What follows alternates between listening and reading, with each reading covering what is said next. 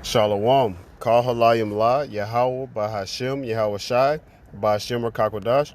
Double honors to the elder apostles, the elders of Great Millstone as GMS. Peace and blessings to the Akim and a few Akwath across the four winds. This is your brother Batamaya from Great Millstone, Houston, coming to you with a quick lesson. I saw this on Instagram on End Time Headline. Putin warns that when Russia nukes America, there will be no chance of survival and there will be no single enemy left. I thought this was pretty funny because we're coming into that time of, it's a time of war. Ultimately after war, after World War III, which is prophesied, there will be, you know, infinite or eternal peace, under the rulership of Yahweh Shai. The Most High God is Yahweh. His name means He is, He exists. Bahashem, which is in the name. Yahweh Shai, He is salvation. He's the Savior. He's the Redeemer. The Lord Yahweh is going to send Yahweh Shai to save us. Lord willing, we of that hopeful elect. The 12,000 men from the 12 tribes of Israel, which is the so-called Negroes, Latinos, and Native Americans, and those that resonate with this word that look like the other heathen nations. And then also you have the men, women, and children, which complete the 1/3, the innumerable multitude of Israel, you Negroes, Latinos, and Native Americans. But I had a few precepts that I wanted to go into. First precept is Proverbs chapter 21, verse 1. The king's heart is in the hand of the Lord Yahweh Bashem Yahweh Shai, as the rivers of water, he turneth it whithersoever he will. So Yahweh Bashem Yahweh Shai is in control. That goes to show you that there's no such thing as free will. What's that? Job 33, I want to say about 14 through 16. When you sleep, matter of fact, let me grab it, Salakia. Job 33, verse 14. For Yahweh Bashem Yahweh Shai power speaketh once, yea twice, yet man perceiveth not. Verse 15. In a dream, in a vision of the night, when deep sleep falleth upon men, and slumbers upon the bed, then he openeth the ears of men, and sealeth their instruction. So that just goes to show you that Yahweh Bashem Yahweh Shai programs us to what we're going to do on a day-to-day basis. That's what makes him omnipotent. He has the angels working on our minds that we can fulfill, a day-to-day, week-to-week, month-to-month, year-to-year on what we need to do. But in this instance, the Lord is gearing up for war. Matter of fact, let me get that. Yahweh Bashem Yahweh Shai is a man first and foremost, and he's a man of war. So for those who don't believe that Yahweh Bashem Yahweh Shai is a man, well, that's a cut.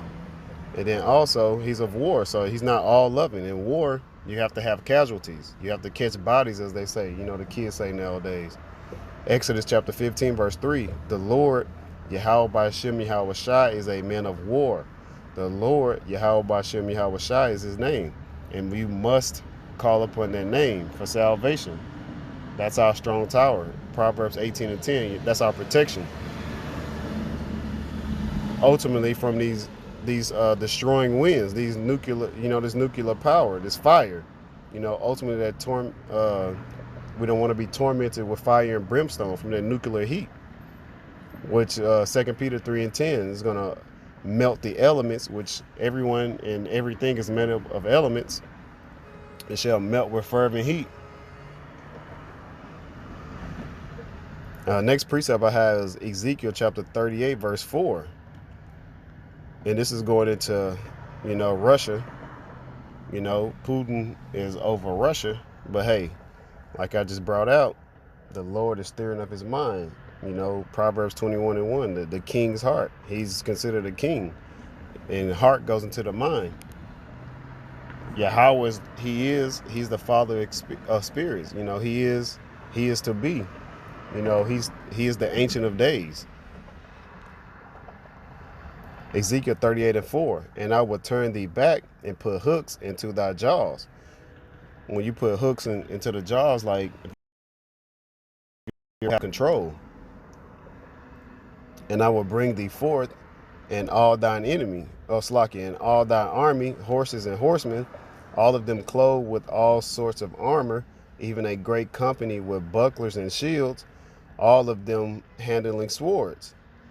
So the Lord is putting that warrior, that warlike spirit back into Salakia, onto, Putin.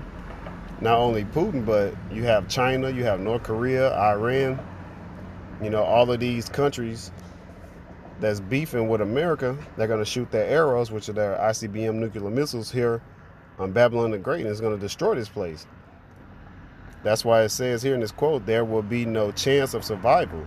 If you're left here in Babylon the Great, you will be melted with fervent heat. You will be tormented with fervent heat. There will be no single enemy left. And really, that's, of Yahweh, Bashem Yahweh Shai.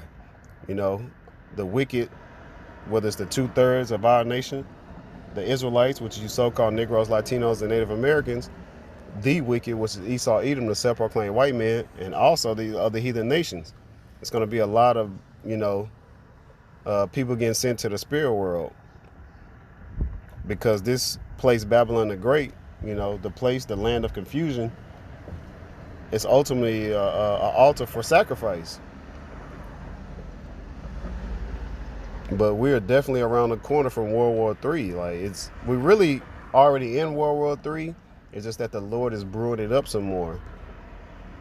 First it starts off with sanctions and taxation, and then ultimately it's not going to be a cold war. It's going to be a hot, I'm going to say a fervent. We got to make sure we turn up the heat. When we say a hot war, now it's going to be fervent. It's going to be a lot of mushroom clouds, as you see in the picture. But Revelation 11:14, the second woe is past, and behold, the third woe cometh quickly. When you go to woe, that's death, destruction, mourning, sorrow. That's what happens when there's war. And so the first two wars, world wars have passed, but now World War III is on the brink. It's coming back into the news.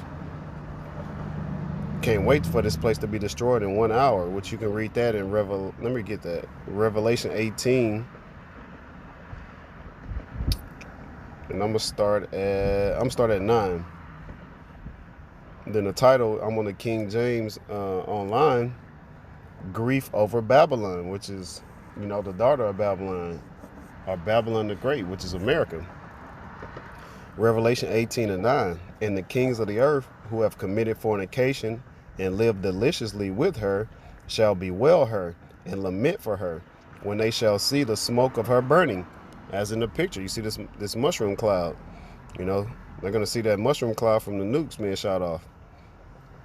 Standing afar off for the fear of her torment, saying, Alas, alas, that great city Babylon, that mighty city, for in 1 hour is thy judgment come.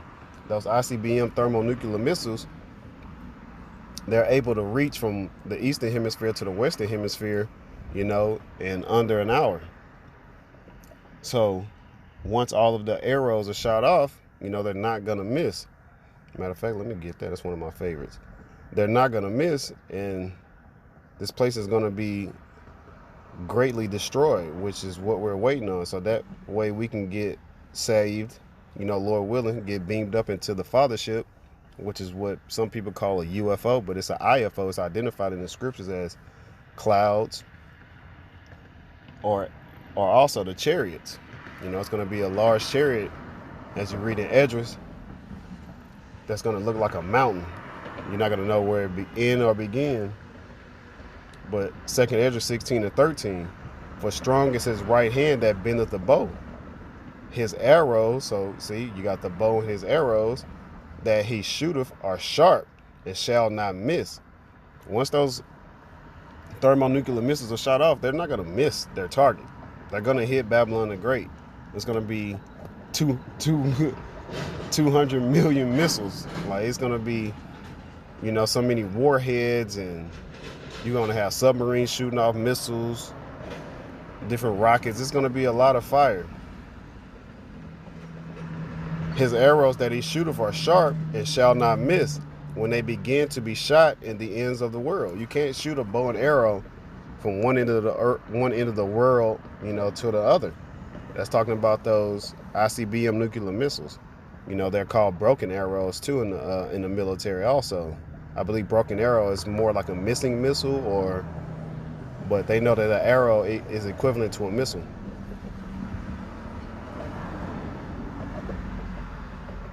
And then let me go into a little bit of destruction real quick in the book of Isaiah chapter 34.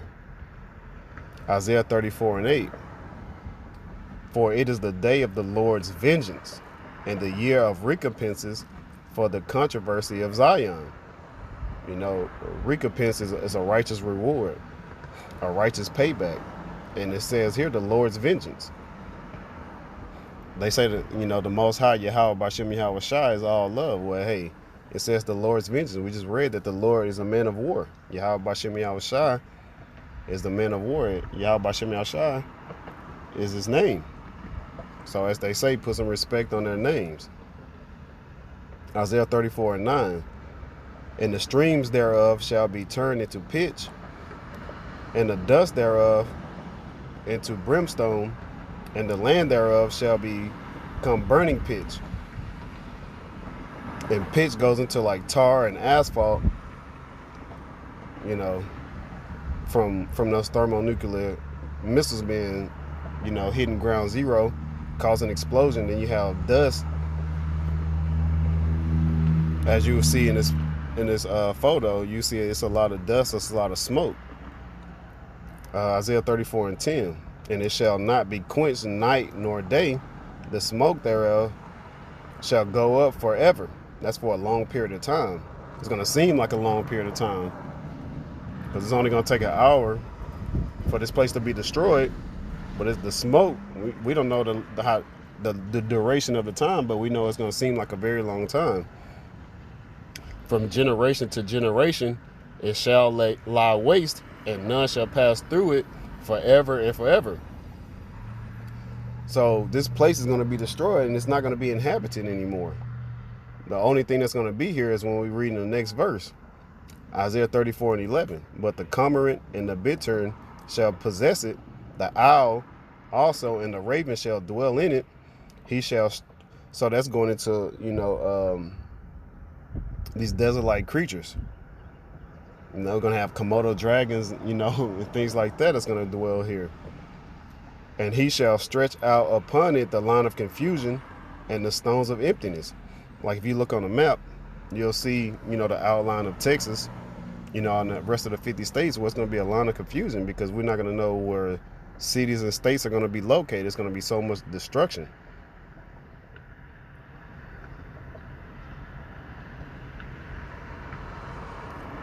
Jeremiah 51, verse 6. Flee out of the midst of Babylon, and deliver every man his soul. Be not cut off in her iniquity, which is sin upon sin. For this is the time of the Lord, Yahweh Bashem Yahweh Shai's vengeance. He will render unto her a recompense. So that's a righteous reward. And you flee out of the midst by storing up your treasures in heaven. Colossians 3:2 and Matthew 6:19-20. Storing up your treasures in heaven. So when the Lord Yahweh Shai comes to visit, you ultimately have that thawah, that mark of exemption. Because you do not want to be caught up when those ICBM missiles, hit here in Babylon. The elect will be scarcely saved. They say, by the skin of the teeth. That's why in 1 Corinthians chapter 50, and you read on down, in the twinkling of an eye, we'll get beamed up into that fathership. Jeremiah 51:7. And Babylon had been a golden cup in the Lord Yahweh by Shem Yahweh Shai's hand, that made all the earth drunken. The nations have drunken of her wine. Therefore the nations are mad. So, the nations are mad. That's twofold. They're going crazy because they figured out, hey, we didn't took on these philosophies trying to come up against the children of Israel, not knowing that you're not supposed to trust, Esau, Edom. Let me grab this precept. Because what Esau Edom does, a self-proclaimed white man, he talk to you smooth, you'll think you're getting a good deal, when in actuality, he's messing over you. Psalms 55:21, the words of his mouth were smoother than butter, but war was in his heart or in his mind. His words were softer than oil, yet were they drawn swords. So they'll tell you soft things to get you into these contracts, then you can't pay it off. Now you're in debt. So now they come in and take over, and they coming in ultimately to take over your resources and put their military there. So these nations are becoming mad.